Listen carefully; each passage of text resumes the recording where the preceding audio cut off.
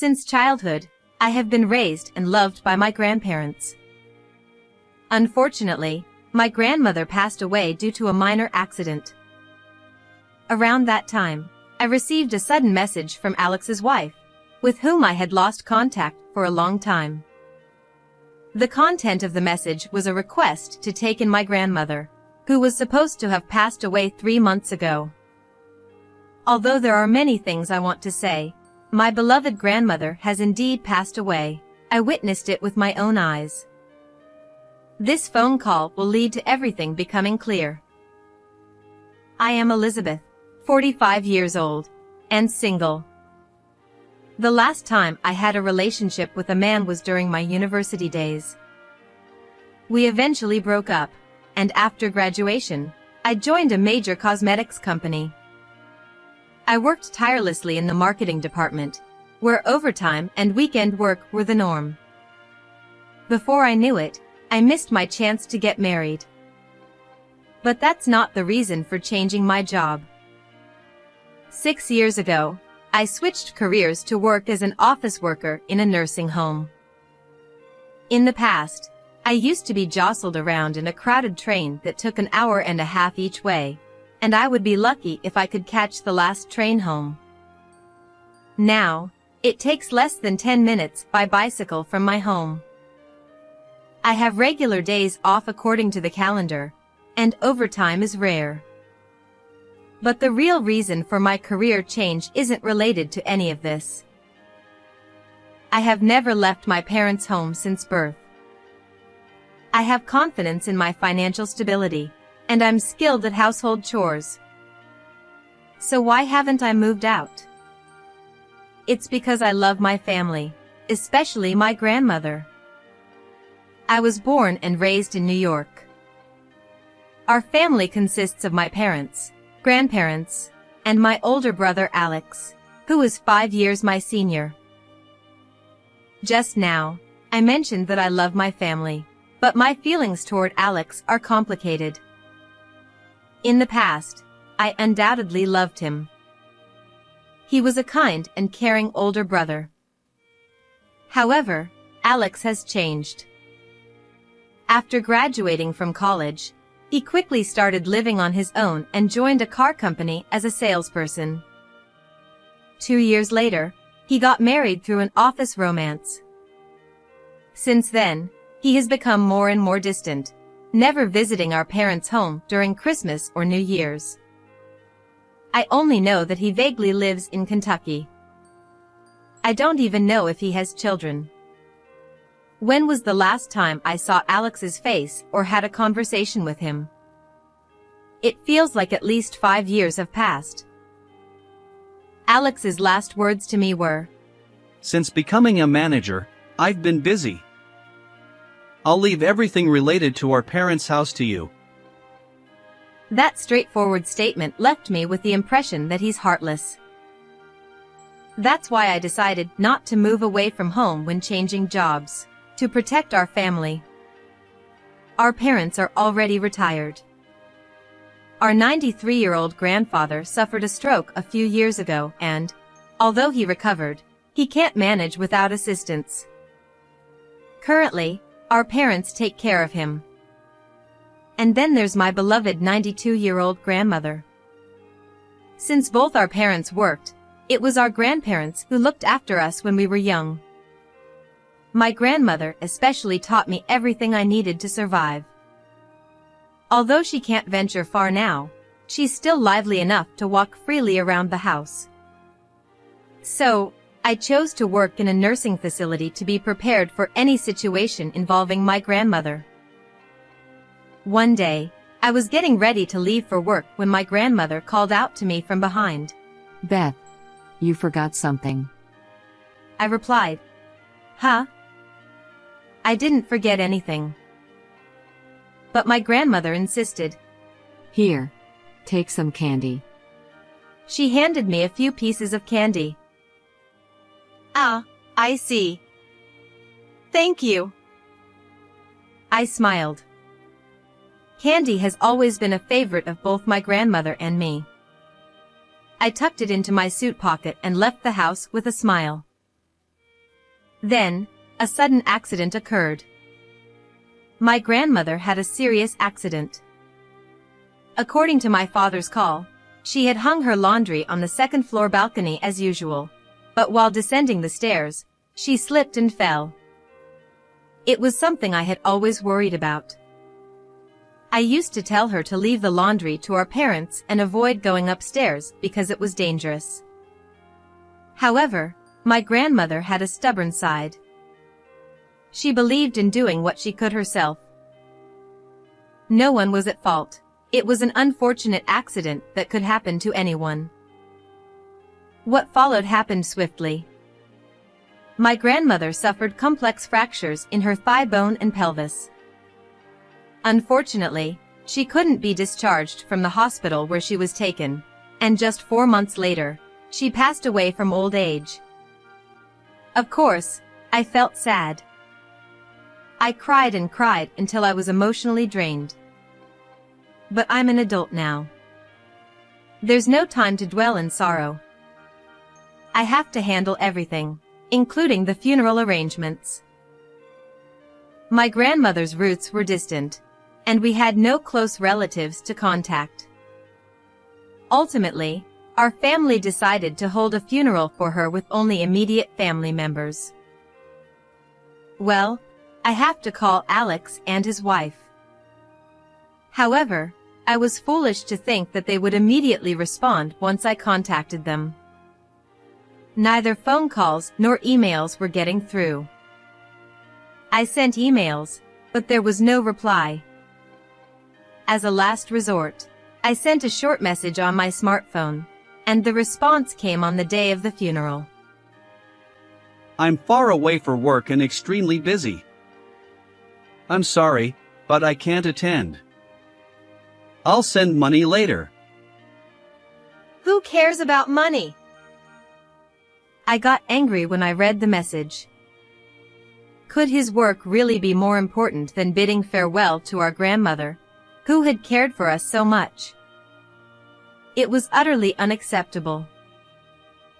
I placed flowers and some candy, her favorite, into the beautifully made-up coffin of my grandmother, who looked as if she were merely sleeping.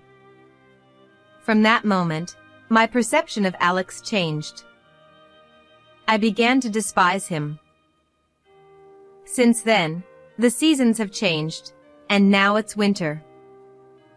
For me, spring, summer, autumn, and winter are all the same. I wouldn't mind if it were winter forever or scorching summer all the time. I've even considered quitting this job altogether. But my grandfather is still alive. And someday, my parents will also need care. I still have much to learn. On a weekday lunch break, my mind empty, I diligently continued working. Unexpectedly, I received a call from an unlikely person. If I hadn't registered her number, I wouldn't have answered. The screen of my smartphone displayed Amelia. We had only spoken briefly after a wedding, as far as I could remember. What could she want now? Should I ignore it? But the ringing wouldn't stop. With a sigh, I decided to answer the call. Hello, this is Elizabeth, I replied. Amelia hesitated before speaking. I apologize for interrupting your work. I'm Alex's wife, Amelia. It's been a while. Ah, yes. Despite being older and in a higher position, Amelia always maintained a humble demeanor.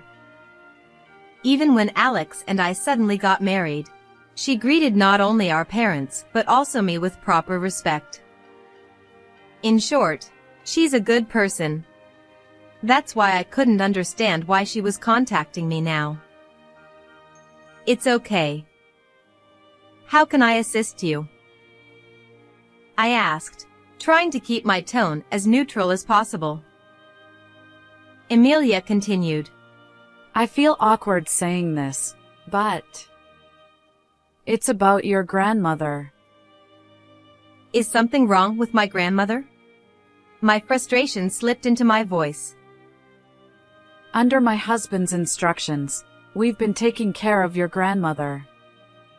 However, it's been over a month since the promise time.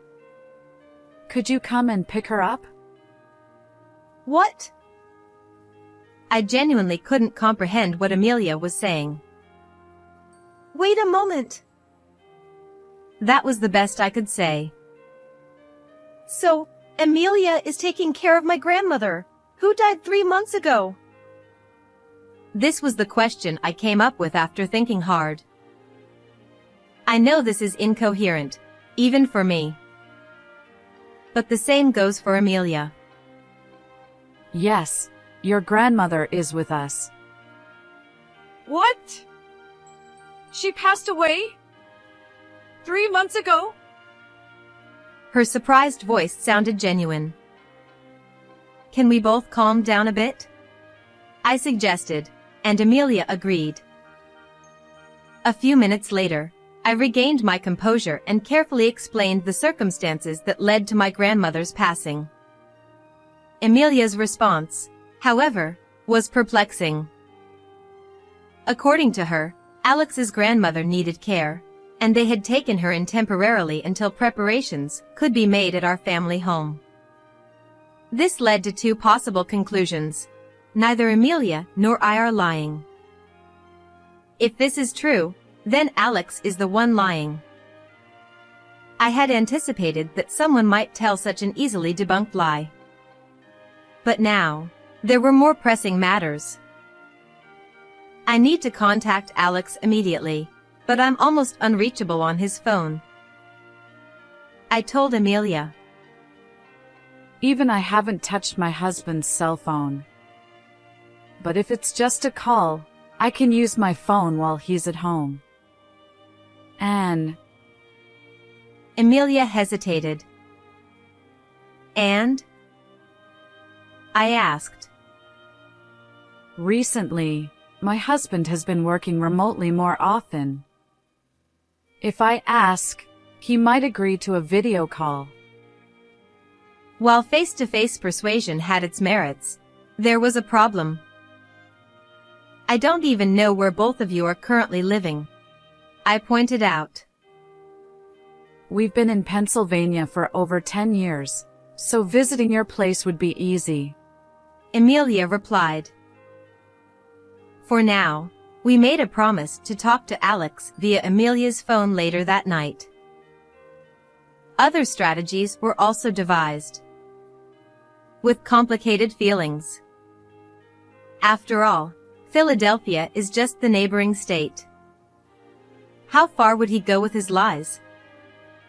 Asking her to take care of a stranger's elderly woman just a few months after my grandmother's passing?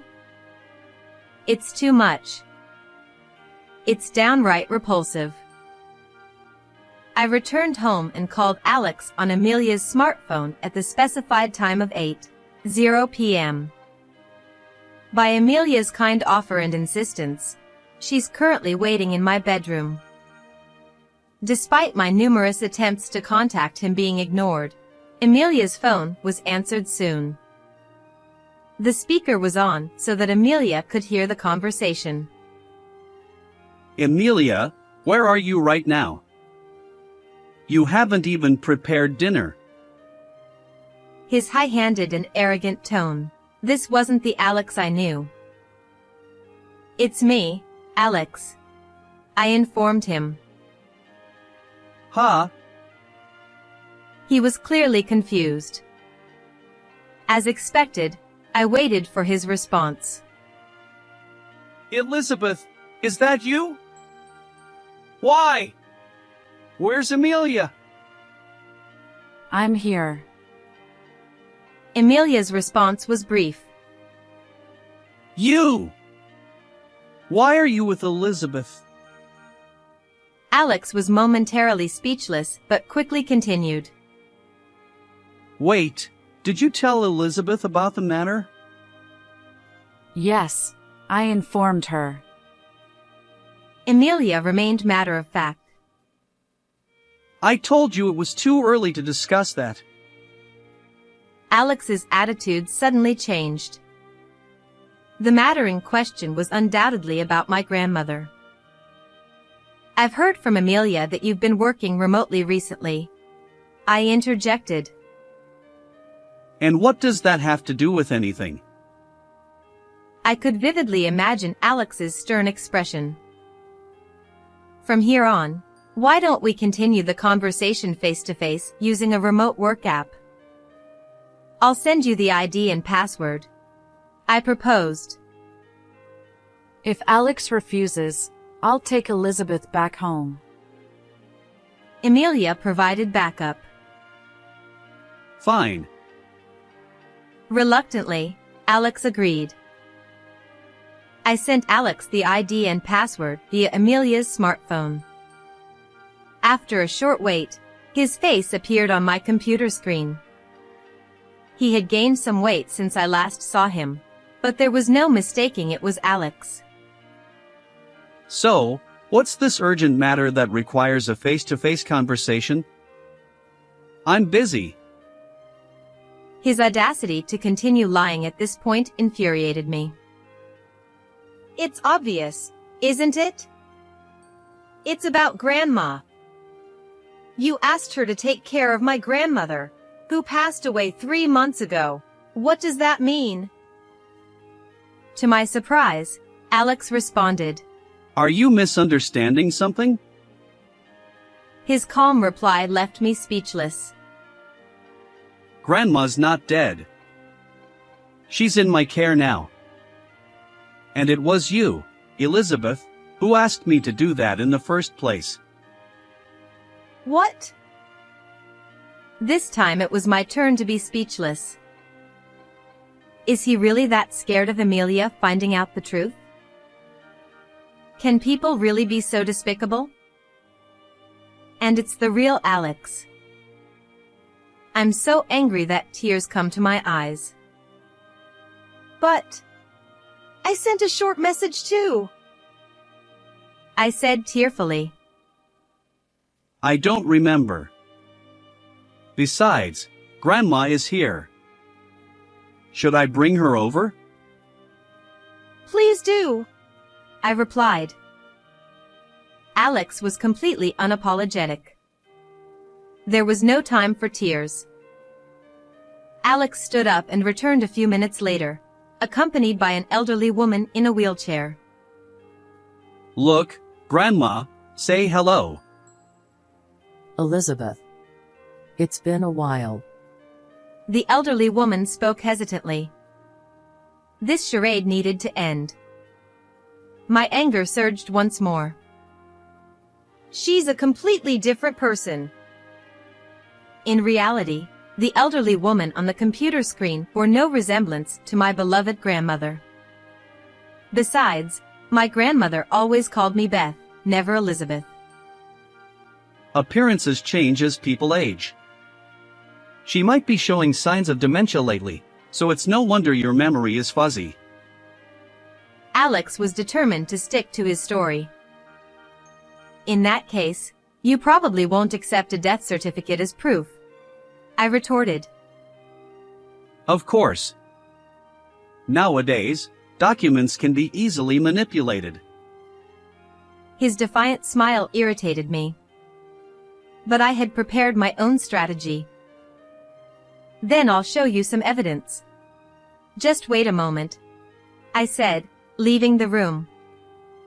A few minutes later, I returned to my bedroom with the evidence. Ah, Alex. It's been a while. This disobedient child. Grandpa! But you were bedridden! Alex's eyes widened at the sudden evidence. I was prepared for death at one point. Even now, I can't go to the bathroom without assistance. But my mind is still sharp. He continued. I've heard Elizabeth's side of the story. The woman on the screen is my wife? Ridiculous. My wife was more beautiful. Ah. Cornered, Alex hung up the call. He was probably trying to exit the remote session too. Amelia, who had been silent until then, finally spoke up. Are you running away, Alex? To Elena's place, perhaps? Even through the computer screen, I could see Alex's face turn pale. What? I've suspected this for a while. Alex, you underestimate me. Amelia's tone was firm. Your grandmother often mentioned Elena. Of course, that's not my name or my mother's name. Well, I also confirmed with Elizabeth. She doesn't recognize the name Elena either. I've been certain for a while. I even hired a private investigator to look into your affair. what? The results came quickly. Photos of your affair. Proof that your grandmother is Elena's grandmother.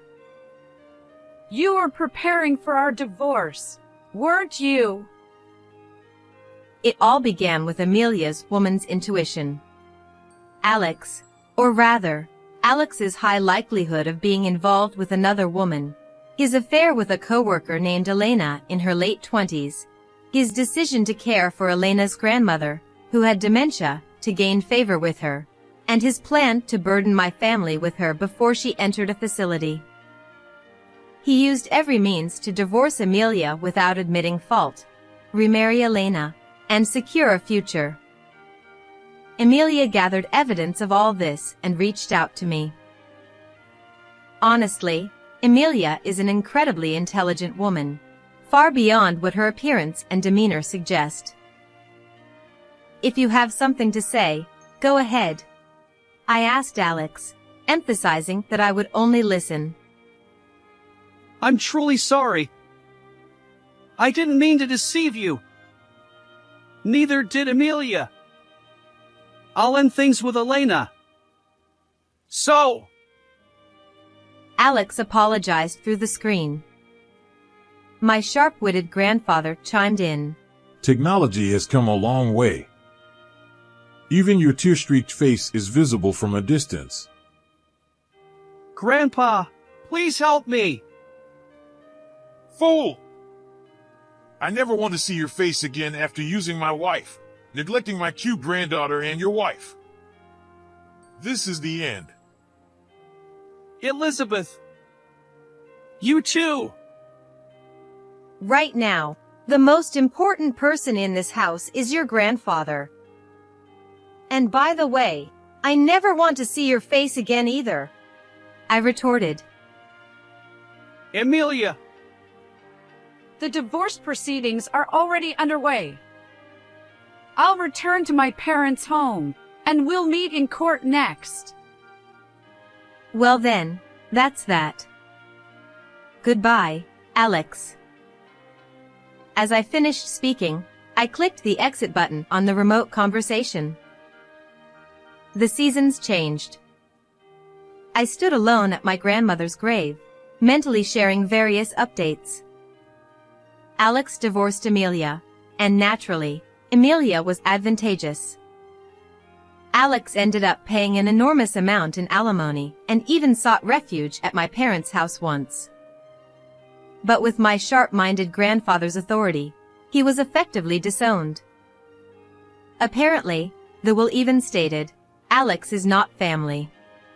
As for Elena, she hoped to remarry Alex, but the real world isn't so forgiving for a divorced, debt-ridden man in his 50s. In the end, he quit the car company he'd worked at for years, now living in a cheap, cramped apartment, working day labor jobs while continuing to pay alimony. In these times, it's hard for a middle-aged man with no qualifications, let alone negative savings, to find new employment. It's all karma. Most of the information about Alex came from Amelia. Since then, Amelia and I have become friends, meeting quite frequently. And so, as I stood up and said, It's all over, Grandma. See you later? A strong gust of wind blew. Simultaneously, I heard a voice I loved very much. Beth. Thank you. Take care of your grandfather a little longer, won't you? Grandma. I suddenly realized I was tightly gripping something in my right hand. There, in my palm, was a piece of candy. That's strange. I hadn't brought any candy today. I'm not one to believe in gods or ghosts, but perhaps my grandmother is still watching over me somewhere? No, it's probably just that I unconsciously put it in my pocket before leaving. But if I consider that my grandmother might still be watching over me, I feel like I can keep going in life. Thank you, Grandma. I whispered, looking up at the sky, and left the cemetery. How did you like this story? Don't forget to subscribe to the channel. See you in the next video.